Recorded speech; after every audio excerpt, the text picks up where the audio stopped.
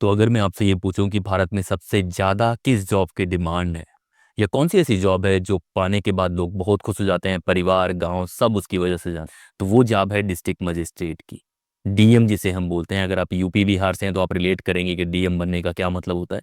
लेकिन हम में से कितने लोगों को पता है कि डीएम कैसे बनते हैं, या क्या डीएम को हर जगह डीएम ही बोला जाता है, डिस्ट्रिक्ट मजिस्ट्रेट बोला जाता है, या कुछ और नामों से बुलाया जाता है। तो दोस्तों, मैं हूं संदीप और आज मैं आपको बताने वाला हूं कि डीएम क्या होते हैं, वो कैसे बनते हैं, क्या वो एसपी से ज़्यादा ऊपर होते हैं, और वो बनने के लिए आप कौन से तरीके अपना सकते हैं। तो सबसे पहले जानने की कोशिश करते हैं कि डीएम होता क्या है। डीएम जो हम लोग एक वर्ड यूज करते हैं उसका मतलब होता है डिस्ट्रिक्ट मजिस्ट्रेट। कुछ जगह डिप्टी कमिश्नर बोलते हैं जिसे डीसी बोलते हैं, कुछ जगह डिप्टी कलेक्टर बोलते हैं। तो अलग अलग वर्ड्स अलग अलग जगह इस्तेमाल होते हैं। तमिलनाडु और बाकी जगह पे डिप्टी कमिश्नर और डिप्टी कलेक्टर के रूप में जाने जाते हैं। यूपी बिहार में खासतौर पे डिस्ट्रिक्ट मजिस्ट्रेट के रूप में जाने जाते हैं वो लोग। तो वो कैसे बनते हैं वो जानने से पहले इस पूरी प्रक्रिया को जानने की कोशिश करते हैं कि वो लोग करते क्या हैं वास्तव। तो अगर हम डीएम की बात करें तो पहले इनको डिस्ट्रिक्ट कलेक्टर बोला जाता था। तो 1772 में हमारे यहाँ एक गवर्नर होते हैं वारेन हेस्टिंग। तो उन्होंने एक शुरुआत करी कि एक ऐसा ऑफिशियल जो लोगों से रैन रेवेन्यू कलेक्ट करे और वहाँ पे लॉ एंड ऑर्डर मेंटेन करे। और ये 1772 से तब से शुरू होकर अभी तक वही परंपराएं चली आ रही हैं। जब भारत आज़ाद नहीं था तो उनका मेन जो रोल था वो था कि कैसे भी करके लैंड रेवेन्यू कलेक्ट करना है और लॉ एंड ऑर्डर मेंटेन करना है।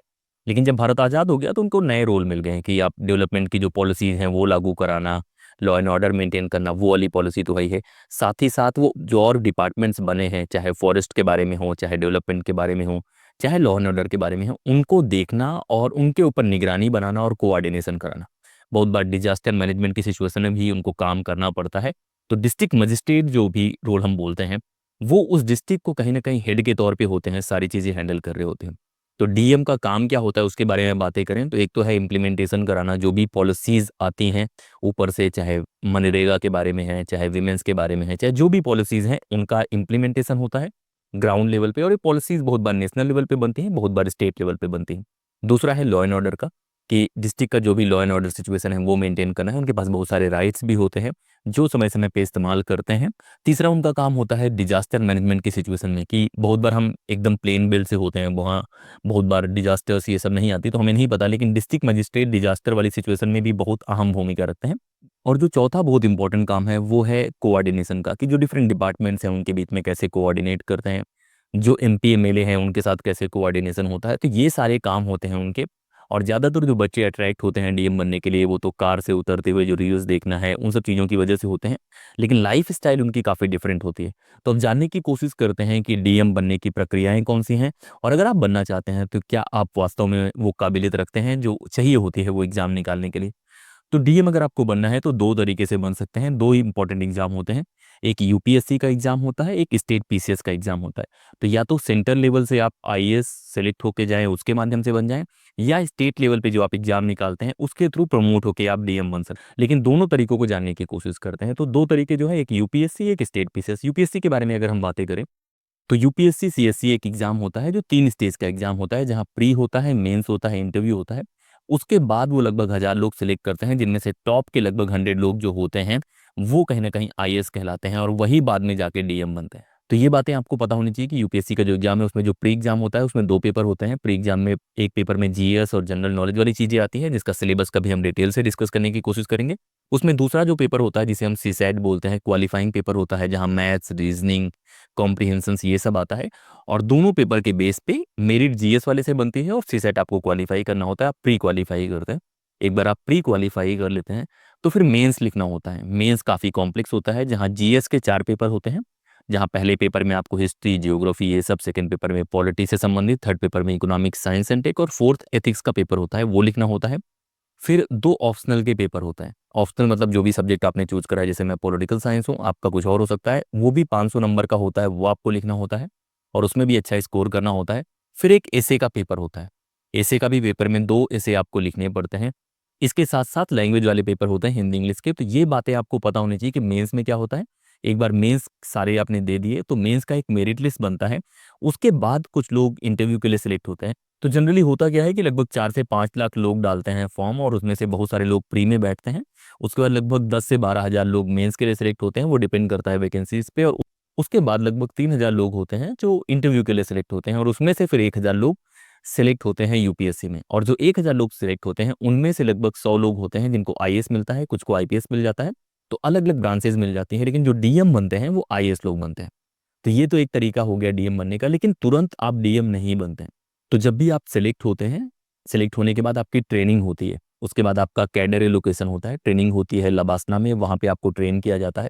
उसके बाद आपको कैडर मिलता है कि आप यूपी जाएंगे, एमपी जाएंगे, और अगर आप आईएएस हैं तो पहला जो पद मिलता है वो डीएम का नहीं मिलता, पहले आपको एसडीएम के रूप में काम करना पड़ता है, और 5 से 8 साल बाद आप डीएम बनते हैं किसी डिस्ट्रिक्ट के। जो भी आईएएस हैं उनके लिए बातें लागू होती हैं। बहुत बार आप बहुत अच्छा परफॉर्म करते हैं तो आप जल्दी बन सकते हैं, लेकिन 5 साल लगभग लगभग लग जाता है। तो जो भी आपको डीएम देखेंगे वो सीनियर आईएएस हो सकते हैं 5-7 साल वाले। या तो दूसरा जो तरीका है वो मैं बताने की कोशिश करता हूँ कि मान लीजिए कि आपने यूपीएससी नहीं निकाला है, तब भी आप कैसे डीएम बन। तो स्टेट पीसीएस एक एग्जाम कराता है, हर स्टेट का अपना एक सर्विसेज होती हैं, उसके एग्जाम होते हैं। उसमें जो टॉपर्स होते हैं उनको एसडीएम रैंक मिलती है। मान लीजिए कि यूपी कराता है, उसका भी एक अपना पैटर्न है, वहाँ पे ऑप्शनल नहीं होता यूपी में, बाकी स्टेट में अलग अलग स्टेट में कुछ ना कुछ व्यवस्थाएं हैं। वो एग्जाम अगर आप निकलते हैं तो उसमें अलग अलग पद होते हैं। एसडीएम का पद हो गया, डिप्टी एसपी का पद हो गया, तहसीलदार का पद हो गया, कानून गो का पद हो गया, ऐसे बहुत सारे पद होते हैं जो उस स्टेट पीसेस निकालने के बाद मिलते हैं।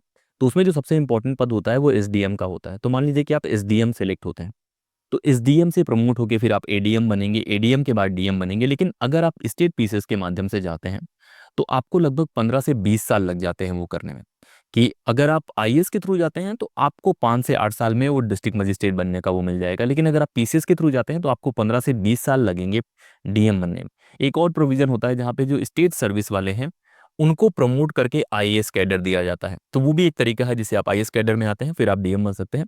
लेकिन होता क्या है कि ज़्यादातर आईएएस होते हैं उन्हें ही बड़ा डिस्ट्रिक्ट दिया जाता है, क्योंकि आईएएस बहुत सारे होते हैं तो उनको भी देना होता है कि ये डिस्ट्रिक्ट आपको हैंडल करना है। पीसीएस से भी कुछ लोगों को मिल जाता है, खासतौर पे जो छोटे डिस्ट्रिक्ट होते हैं वहाँ का डीएम उनको बना दिया जाता है। तो ये तो बातें हैं दो तरीके के जिसके माध्यम से आप डीएम बन सकते हैं। लेकिन इन एग्जाम्स में क्या चीज़ें डिमांड होती हैं जो आपको होना चाहिए। तो जो बच्चे भी तैयारी करना चाहते हैं या जिनके पेरेंट्स देख रहे हैं, अगर ये एग्जाम्स आपको क्रैक करना है तो मिनिमम क्वालिफिकेशन क्या है वो आपको पता होना चाहिए कि 21 साल की अगर आप हैं तो आप दोनों एग्जाम दे सकते हैं। यूपीएससी अगर आपको देना है तो 21 से 32 के रेंज में होता है। फिर ओबीसी और एससी एसटी को थोड़ी छूट मिलती है। सेम स्टेट पीसेस की बात करें तो 21 से आपको 35 और 40 साल तक आपको देने का मौका मिलेगा, और वहाँ भी अलग अलग रैंक होती है। मिनिमम क्वालिफिकेशन ग्रेजुएशन है कि आपने ग्रेजुएशन करा है। फिर जो प्रोसेस है अगर वो फॉलो करते हैं, उस एग्जाम को आप निकालते हैं, तो कहीं ना कहीं इस तरह के पदों में आप पहुंच सकते हैं। अब सबसे इंटरेस्टिंग बात यह है कि ज़्यादातर लोग जो इन एग्जाम्स की तैयारी कर रहे हैं उन्होंने रियल में देखा नहीं है इन लोगों को काम करते हुए। तो बहुत लोगों को यही नहीं पता होता कि रियल में ये लोग काम क्या करते हैं। तो काम तो मैंने पहले ही आपको बता दिया कि क्या मेजर वर्क है इनके, लेकिन इनका लाइफ स्टाइल भी आपको देखना चाहिए कि बहुत सारी इनको सुविधाएं मिलती हैं, पर्क्स मिलते हैं, जैसे गाड़ी हो गया, रहने का घर हो गया, और ऑफिशियल्स होने के और भी बहुत सारे फायदे होते हैं जो हम लोकल देखते हैं, डेली देखते हैं, चाहे वो कनेक्शंस के बारे में हो, किसी केस के बारे में हो। पार तो होती है, मतलब डीएम राजा माना जाता है किसी भी डिस्ट्रिक्ट का। तो अगर आपको वो बनना है तो आपको आईएएस वाला एग्जाम, यूपीएससी वाला, या स्टेट पीसेस देना पड़ेगा, और फिर वेट करना पड़ेगा। स्टेट पीसेस में आपको 15 से 20 साल लगेंगे। अगर आप आईएएस वाले एग्जाम के थ्रू जाते हैं, यूपीएससी क्रैक करते हैं, आईएएस बनते हैं, तब आपको 5 से 8 साल लगेंगे। तो ये तो बातें थी कि डीएम कैसे बनते हैं। पर्क्स के बारे में हम और बातें कर सकते हैं कि क्या क्या फायदे हैं। आप सबने तो रील्स में और बाकी जगह देखा होगा कि डीएम बनने के बाद क्या क्या फायदे होते हैं, लेकिन बहुत बड़ी रिस्पॉन्सिबिलिटी भी होती है, चाहे वो डिजास्टर को लेके है, चाहे पॉलिसीज को लेके है, चाहे लॉ एंड ऑर्डर को लेके है। तो ये जॉब वैसा नहीं है जैसा रील्स पे दिखता है। आपको सुबह से लेके रात तक काम करना पड़ता है। जैसे आप सुबह उठेंगे तब आपका कुछ काम होगा, और बहुत सारे काम होते हैं। डिस्ट्रिक्ट के जितने भी ऑफिशियल्स होते हैं उनको सुपरवाइज करना पड़ता है, चाहे एसपी की बात करें, डिस्ट्रिक्ट फॉरेस्ट ऑफिसर की बात करें, डेवलपमेंट ऑफिसर जो होता है, सीडीओ होता है, या और भी जितने ब्रांचेस हैं सबको हेड करना पड़ता है। डिस्ट्रिक्ट की एक एक जानकारी होती है, तो बहुत बार आपको रिव्यू करना पड़ता है, बहुत बार आपको पॉलिटिशियन से मिलना पड़ता है, फिर जिला पंचायत वाली लेवल पे, ग्राम पंचायत, पूरे काम जो देखने पड़ते हैं तो वो रिव्यू करना है, जो जनता है उससे मिलना है। इस तरह के बहुत सारे काम होते हैं। तो कभी भी आप देखेंगे इस तरह के ऑफिसर्स के पास 3-4 फोन होते हैं और वो लगातार बिजी होते हैं। तो केवल ये मत सोचो कि ये लोग इस पद पे हैं, केवल पार है, बहुत मेहनत करनी पड़ती है, और ये पूरे टाइम की जॉब है। मतलब उनका संडे कहने का होता है, संडे को हो गया, कोई काम हो गया, फिर आना है। तो एक लाइफ है जहाँ पे पार बहुत है, पर्क्स बहुत हैं, लेकिन साथ साथ मेंटल स्ट्रेस भी बहुत है, बहुत प्रेशर रहता है, पॉलिटिकल प्रेशर है, दूसरी चीजें हैं। तो ये सब सोच के और जान के इस जॉब में जाने की कोशिश करो, क्योंकि इसके अल्टरनेट भी बहुत सारी जॉब हैं, चाहे सीईओ बनने को लेके है, आईएएम करके अपनी कंपनी डालने को लेके है, तो बहुत सारी जॉब हैं। लेकिन ये भी एक इंपॉर्टेंट जॉब है जो ज़्यादातर आप देखते होंगे घर के आसपास, वो सारी चीज़ें। तो ये तो बातें हो गई कि डीएम होता क्या है, डीएम कैसे बनते हैं उसके बारे में। कुछ और भी काम है, जैसे जो भी डीएम होते हैं, डिस्ट्रिक्ट मजिस्ट्रेट होते हैं, वो रिपोर्ट करते हैं जो उनसे सुपीरियर होते हैं, चाहे डिविजनल कमिश्नर हो गए या चीफ सेक्रेटरी हो गए स्टेट लेवल पे, उनको वो रिपोर्ट करते हैं और वो खुद सुपरवाइज करते हैं। एसपी का काम देखना है, एसडीएम का काम देखना है, एडीएम का काम देखना है, तो पूरे डिस्ट्रिक्ट के जितने काम है वो देखते हैं। तो अगर ये एग्जाम आपको निकालना है, इस एग्जाम की आपको तैयारी करनी है, तो सबसे पहले शुरुआत क्या करनी है, आपको सेल्फ स्टडी से शुरुआत करनी है। बहुत लोगों को सजेस्ट करता हूँ कि आँख खुलते ही कोचिंग ज्वाइन मत करो, पहले इन चीज़ों को तैयार करो। बेसिक वही है कि आपको एनसीईआरटी पढ़ना है, सिलेबस लाना है, सिलेबस रख लेना है, एनसीईआरटी पढ़ना है, बेसिक जो स्टैंडर्ड किताबें हैं वो पढ़ना है, वो पढ़ने के बाद उनको रिवाइज करना है, फिर आपको प्रीवियस ईयर क्वेश्चन पेपर लाना है और वो लाने के बाद फिर आपको एक एक स्टेप फॉलो करना है। फिर मेंस की आंसर राइटिंग हो सकती है, प्रीवियस ईयर क्वेश्चन की तैयारी हो सकती है, प्री की तैयारी हो सकती है, लेकिन जितने भी स्टेप्स हैं कोशिश करो कि आप खुद से वो करने की कोशिश। तो ये तो तरीके हैं डीएम बनने के। डीएम बनने के फ़ायदे क्या हैं उसके बारे में बताया गया। लगातार ऐसे वीडियोस हम लोग लाते रहेंगे। अगर आपने चैनल सब्सक्राइब नहीं किया तो कर लीजिए, लगातार ऐसे वीडियोस मिलेंगे आपको, और अगर आप मिस कर देंगे तो कुछ अच्छी जानकारी आप मिस कर देंगे। तो इस वीडियो में इतना ही, लगातार बने रहिए। जय हिंद।